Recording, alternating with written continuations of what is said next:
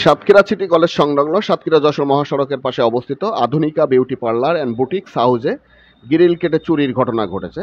মঙ্গলবার 21শে অক্টোবর দিনগত গভীর রাতে অজ্ঞাত চোরের দলে চুরি সংগঠিত করে। পার্লারের মালিক কোহিনুর আক্তার জানান, বিল্ডিংয়ের দ্বিতীয় তলায় তার দোকান অবস্থিত। সকালে এসে দেখি প্রধান গেটের তালা ঠিক আছে, কিন্তু পার্লারের কক্ষের তালা ভাঙা। পরে লক্ষ্য করি সামনের বারান্দার গ্রিল কেটে ভেতরে প্রবেশ করেছে চোরেরা। দোকানের জিনিসপত্র তছনছ অবস্থায় পড়ে আছে।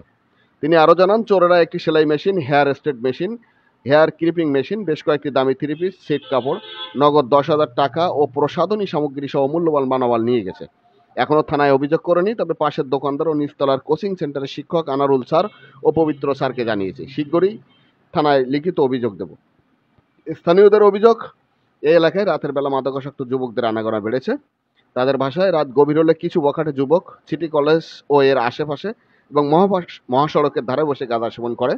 এরাই চুরি, ছিনতাই সহ নানা অপরাধে জড়িয়ে পড়ছে। এর আগে এই এলাকার আবুল কাশেমের মাংসের দোকানে চুরি ঘটেছিল।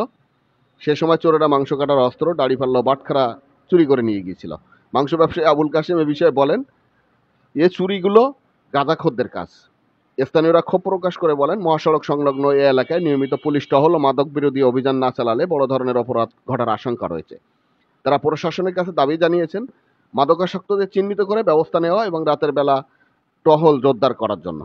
সচেতন মহলের অভিমত, পরপর ঘটে যাওয়া চুরির ঘটনাগুলো বিশ্লেষণ করলে সন্দেহ তীর গাঁজাসেবী যুবকদের দিকে যায়। তাদের মতে, মাদক বন্ধ না হলে চুরিও বন্ধ হবে না।